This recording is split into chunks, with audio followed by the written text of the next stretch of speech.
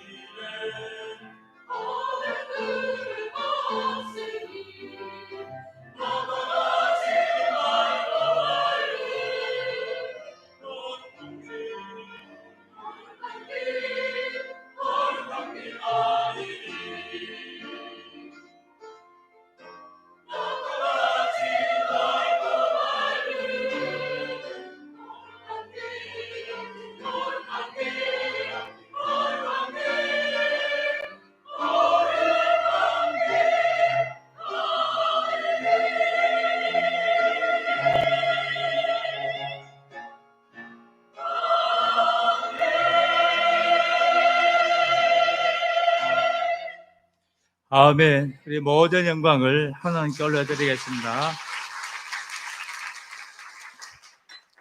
여기 우리 서울에 갔다 오신 분들 여기 계셔야 되는데 저 3층에 다 앉아 있습니다.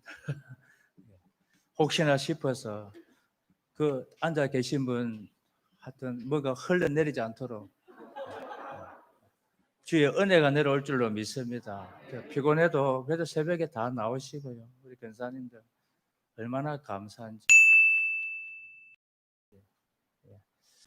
요한 웨슬리 일기에 보면 이런 말이 있습니다. 당신이 하나님을 섬기면 천국에 가기를 원하시죠. 명심하세요. 당신 혼자서는 하나님을 섬길 수가 없습니다. 동지를 찾으십시오. 없으면 동지를 만드십시오. 성경 혼자서 고독하게 믿는 종교에 대해서는 아는 바가 전혀 없습니다. 여러분, 이게 무슨 말씀일까요? 기독교는 혼자 고독 속에서 수행하는 종교가 아니라는 것입니다. 서로를 도와주고 격려하는 믿음의 동지, 이 신앙의 동력자와 더불어 하나님을 섬기며 천국을 향해 나가는 것임을 말씀하고 있습니다.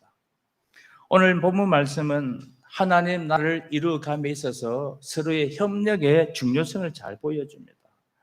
오늘 모세의 인도하에서 이스라엘 백성들을 출애굽합니다. 그 숫자가 남자만 장정만 60만 명입니다.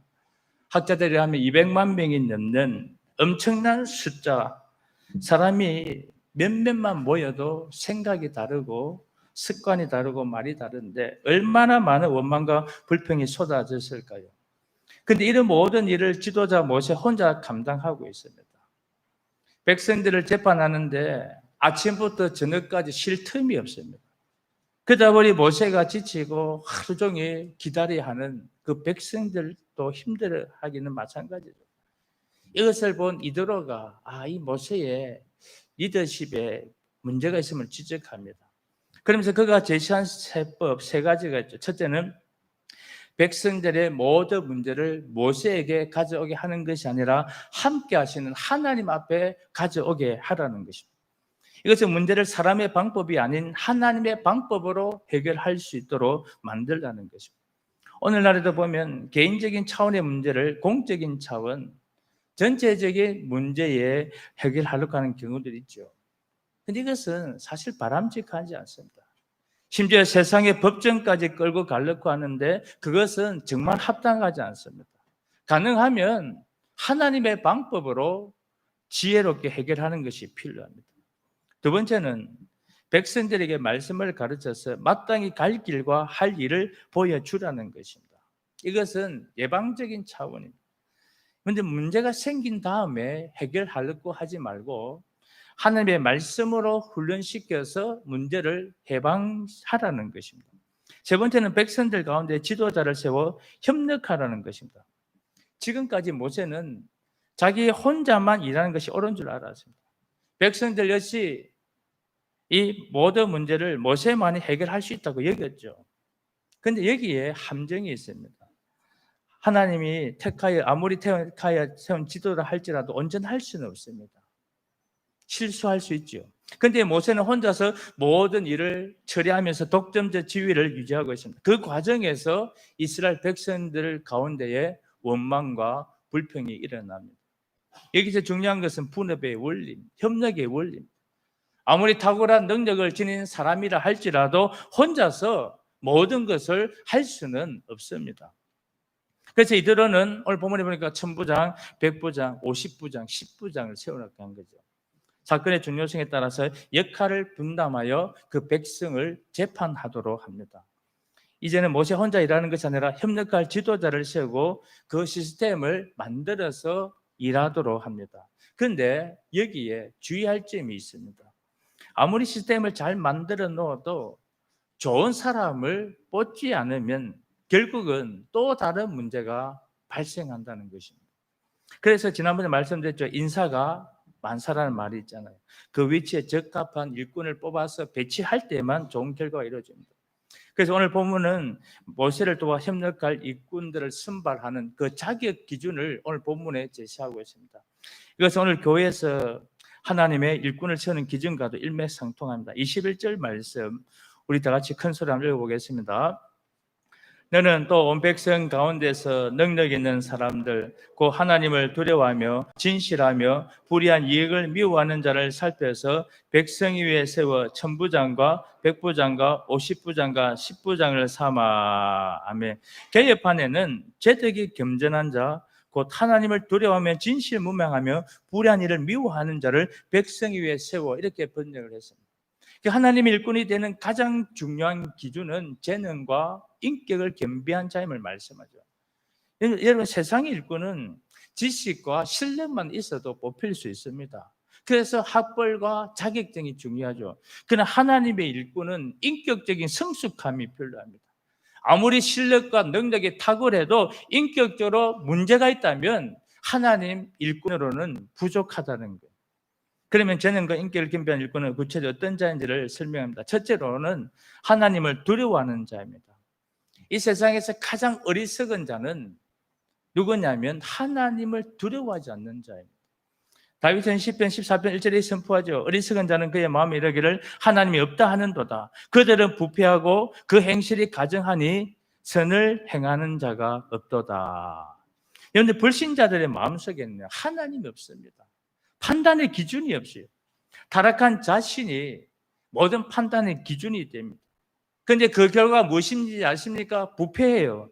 행실이 가증합니다. 결국은 악한 길로 달려갈 수밖에 없습니다.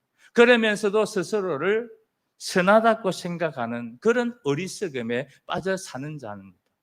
디도서 1장 16절에 보니까 그들이 하나님을 신하나 행위로는 부인하니 가증한 자요 복종하지 않은 자요 모든 일을 선한 일을 버리는 자니라 말씀합니다. 여러분, 우리가 입술로도 하나님을 시인하는 것도 중요하지만 삶으로 하나님을 보여주는 것이 더욱더 중요한 것입니다.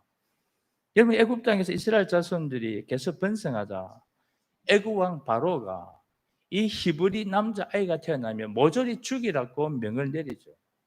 그러나 아기가 태어나는 것을 옆에서 지켜보던 그 산파들이 어떻게 합니까? 애굽 왕의 명을 어기고 남자 아기를 살려두었습니다. 그 이유는 왕의 명령보다는 누구를 두려워했기 때문입니까? 하나님을 두려워했기 때문에. 그래서 출애굽기 1장 17절에 그날 산파들이 하나님을 두려워하여 애굽 왕의 명령을 어기고 남자 아기들을 살린지라 그렇게 말씀합니다. 그러니까 산파들은 하나님을 두려워하고 하나님을 경외하던 자들이었습니다. 여러분, 생명은 하나님께 달려있음을 믿었고 그 하나님의 뜻을 따라 이 산파들이 그 죽음의 위협에도 불구하고 이 아기들을 살린 거예요. 여러분, 참 생각해 보십시오. 잘못하면 왕들의 명령을 어기면 자신들의 목숨이 위태한 건 당연하죠. 그들은 자신들의 목숨이 끊어지는 것보다도 하나님을 더 두려워합니다. 그런데 그 결과 하나님께서 이 산파들에게 은혜를 베푸시고 그들의 집을 더욱더 왕성하게 만들어 주셨습니다. 이처럼 하나님을 두려워하는 자는 하나님께서 지켜주시는 줄로 믿을 수 있기를 주님으로 축복을 드립니다. 여러분, 우리가 하나님을 두려워하는 자로 산다는 것이 무엇일까요? 죄책감과 죄의식에 눌려 사는 것을 의미하지 않습니다. 좀 더 적극적으로 하나님을 영화롭게 하는 삶을 사는 것을 말합니다. 사실 우리는 하나님을 비추는 거울과 같은 존재들입니다. 우리 존재하는 목적이 뭡니까? 하나님을 영화롭게 하고 영원토록 기쁨이 되게 하는 것. 이게 우리의 존재의 목적이에요. 그래서 이사야 44장 21절에 보니까 이 백성은 내가 나를 위하여 지었나니 나를 찬송하게 하려 함이니라. 할렐루야. 우리 존재의 목적은 하나님을 영화롭게 하고 하나님의 영광을 위하여 사는 것. 사실 고린도전서 1장 31절 이 말씀은 저희 집안의 가훈입니다. 저희 아버님 늘 강조하세요. 하나님의 영광을 위해 살아라. 왜 그런 가훈을 만들었을까요?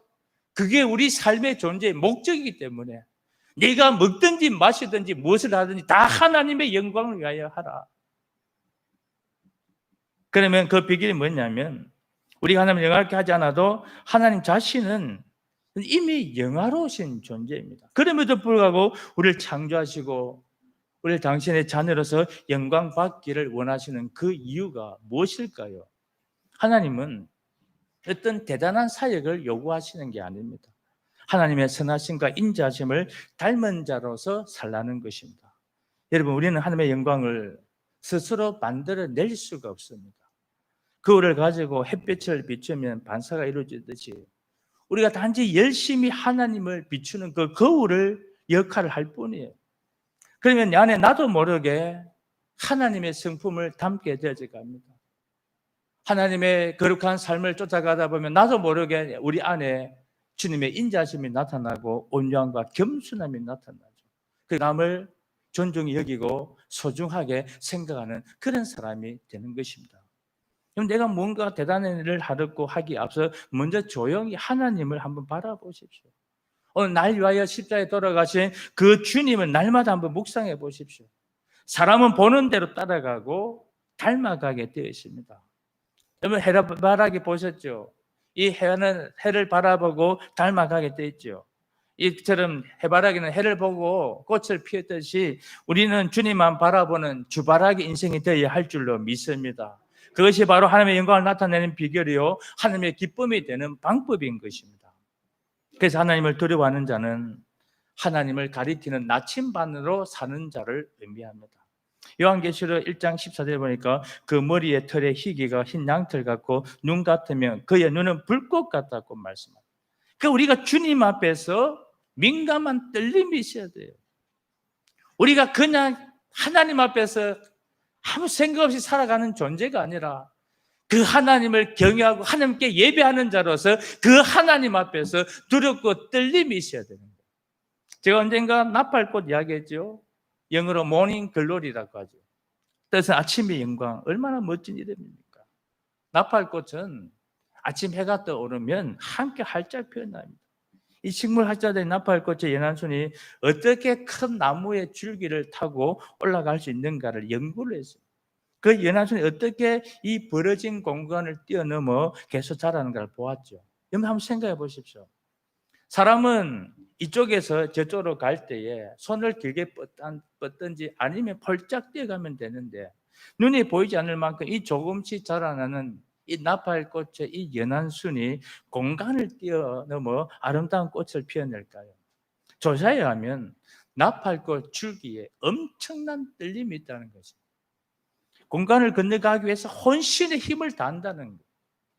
그 결과 나팔꽃은 계속 자라고 아름다운 꽃을 피워낸다고 합니다.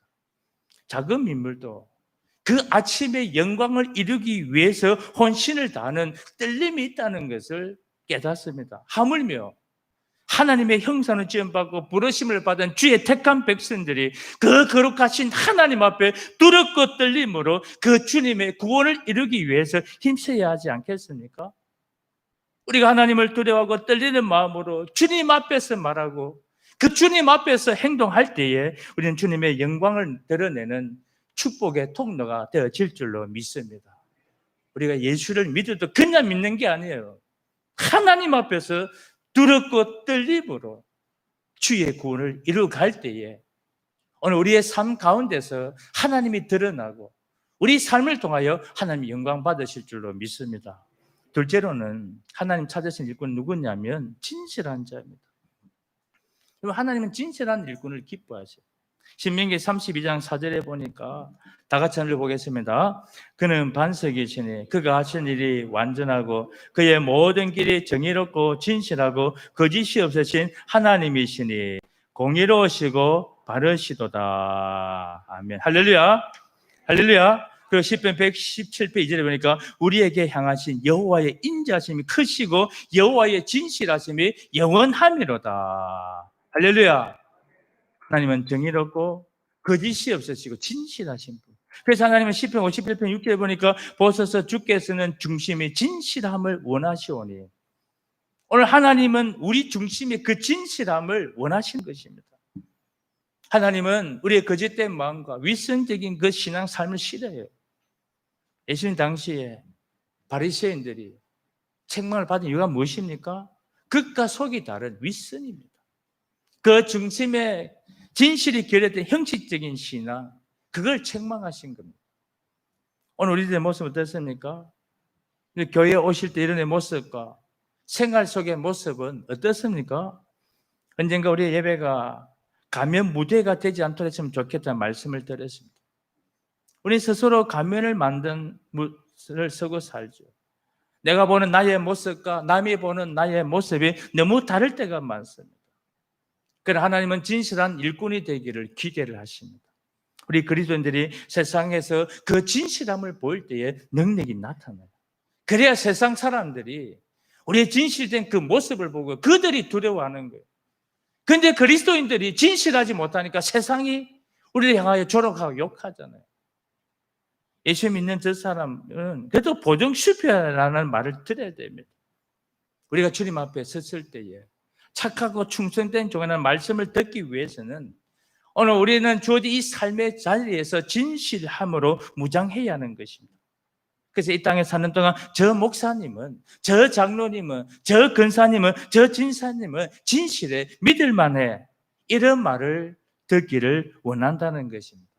그런데 세상이 우리를 향하여 예수 믿는 저것들이, 예수 믿는 자들이 어떻게 저럴 수 있느냐.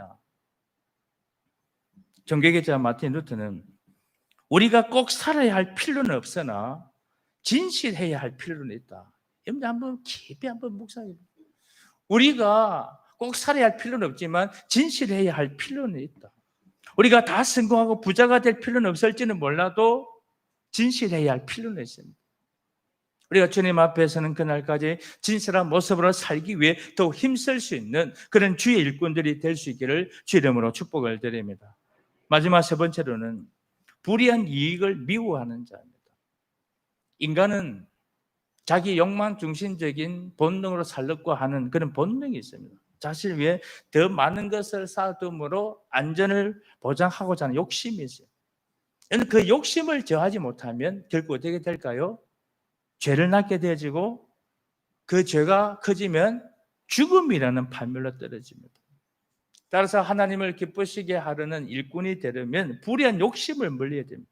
예레미야 17장 11절에 보니까 불의로 치부하는 자는 자고새가 낳지 아니한 알을 품은 같아서 그 중년에 그것이 떠나겠고 필경은 어리석은 자가 되리라. 그러니까 불의한 방법으로 얻은 재물은 이 어리석은 자고새와 같다. 자기가 낳지도 않은 남의 알을 품어봐야 결국은 떠나게 되집니다. 여러분, 자기의 수고와 노력 없이 주어진 불의한 재물은 자신의 인생은 물론 그 가정과 그 공동체까지도 문제를 일으킵니다.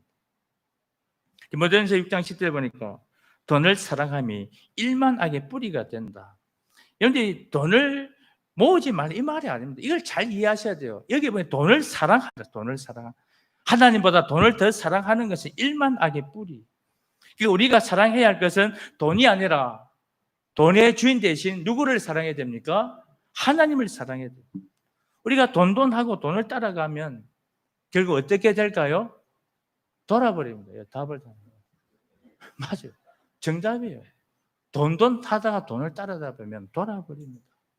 그러나 복을 주시는 하나님을 따라가면 돈이 우리를 어떻게 해요? 따라와요.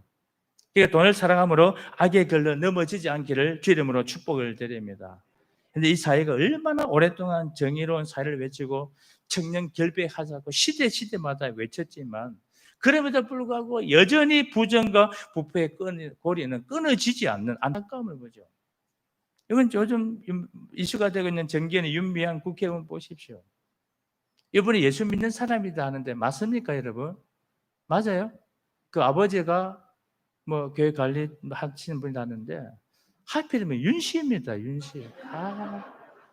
우리 윤석열 아저씨도 지금 막 이래저래 많이 자꾸 윤씨들이 제가 설교 준비하면서 제가 윤씨를 대표해서 제가 사과를 해야 되겠다.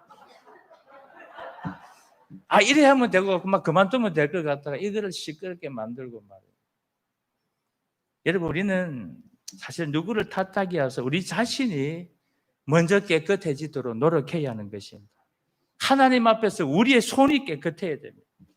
그래서 하나님의 것을 인정하고 드려야 돼요. 그게 뭘까요? 11조입니다. 11조를 드리지 않는 것은 아직 나의 모든 것이 하나님의 것임을 인정하지 못하는 결과입니다. 여러분의 물질이 있는 곳에 마음이 있다고 하잖아요. 얼마나 많이 드렸나 액수가 중요하지 않습니다. 그 마음의 그 중심을 하나님께 구별하여 드린다가 중요하죠. 그래서 모든 것이 하나님의 것임을 인정하여 그 하나를 구별하여 드리면 하나님은 나머지 9도요 새어나지 않도록 지켜주시고 막아주시는 거예요. 뿐만 아니라 살 것이 없도록 풍성하게 채워주신다고 말라기를 통해서 우리에게 말씀하고 있지 않습니까?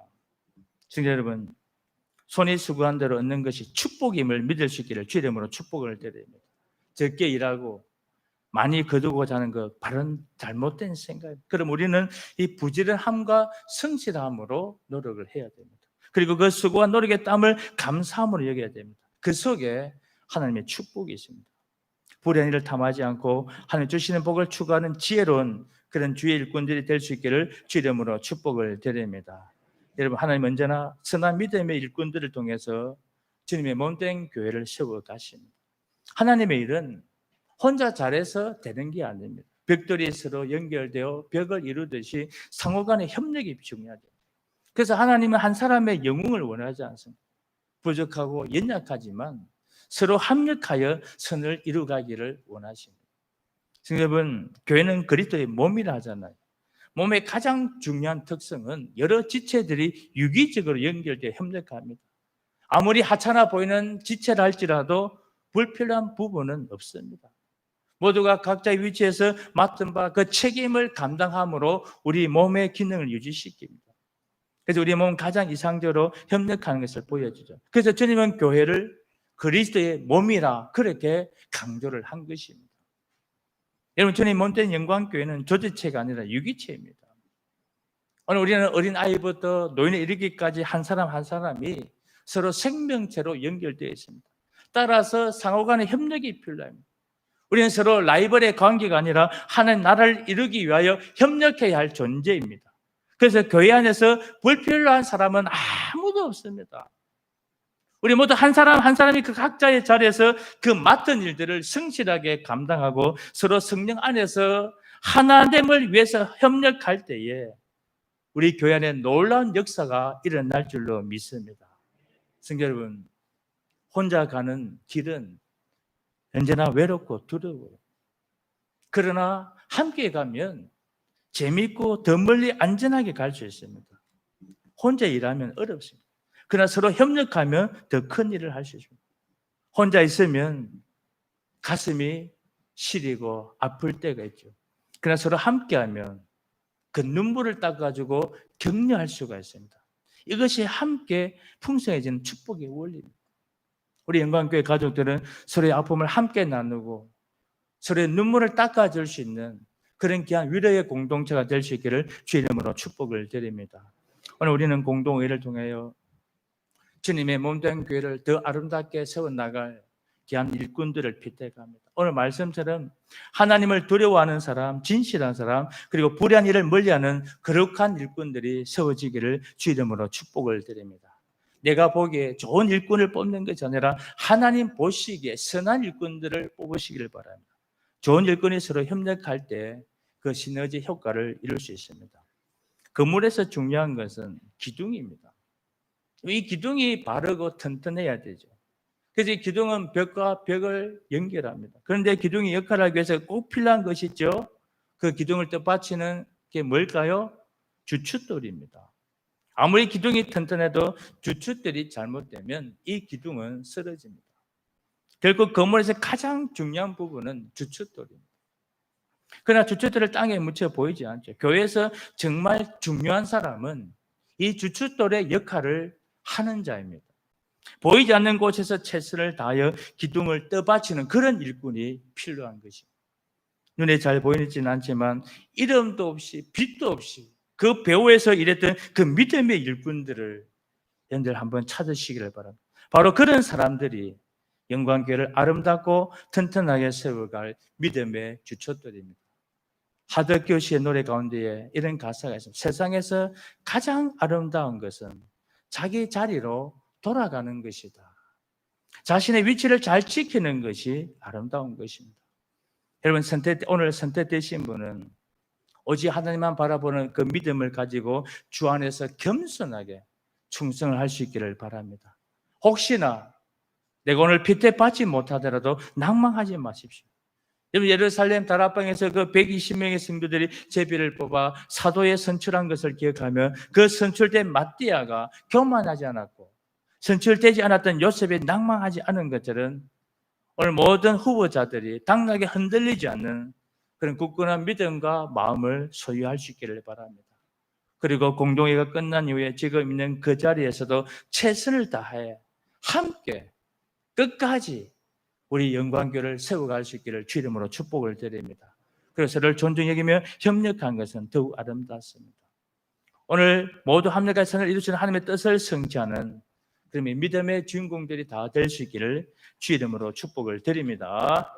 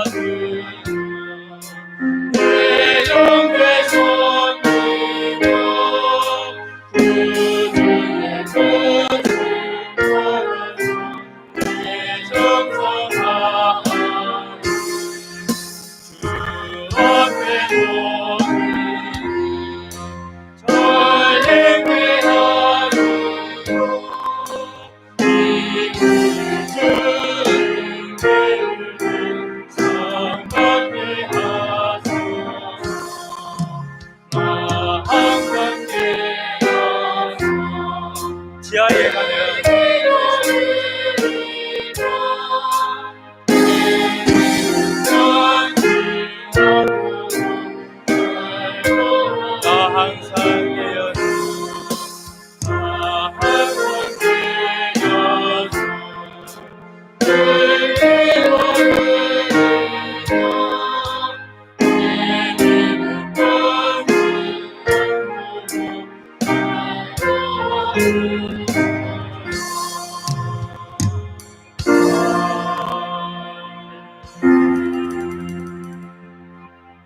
우리 다 같이 한번 통성을 기도할 때 오늘 예배 후에 정말 우리 교회 안에 귀한 일꾼들을 생각합니다.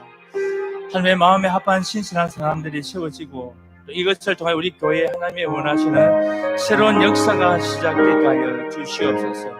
하나님 무엇보다도 이들 모든 성도 주님만을 바라보는 마음을 주시고 진출되지 하여 교만치 않고 그러나 또 진출되지 않아도 낙심하지 않게 하시고 우리 교회가 시험되는 자 한 명도 없게 하여 주시고 오늘 모든 공동의회 위에 성령 하나님께서 친히 주관하여 주시고 하는 영광 받아 주옵소서.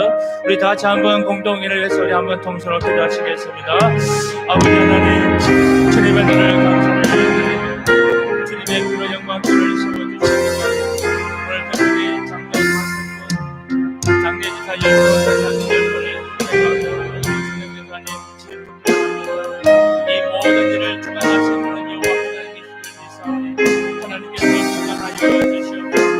하나님의 마음에 사랑하는 사람들을 세워주게 해주시고 하나님의 사람들이 많은 우리 교회 앞으로하고 말씀에 따르는 시간에 그가 되어주시고 성령 충만하여 하나님을 섬기고 교회의 유익과 복이 되는 자들을 섬기고 교회를 잘 섬길 수 있게 해주시고 무엇보다도 이름도 믿고 진짜 축복과 단정단을 하는 신실한 일꾼들이 세워질 수 있도록 도와주시고 모든 성도들 오직 하나님을 바라보게 하여 주시고 교만치 않게 하시고 낙심하지 않게 하여 주시고 시험되는 자 한 사람도 없게 하여 주시고 이 위에도 우리 모두 하나가 되어서 함께 갈 수 있도록 도와주시기를 원합니다.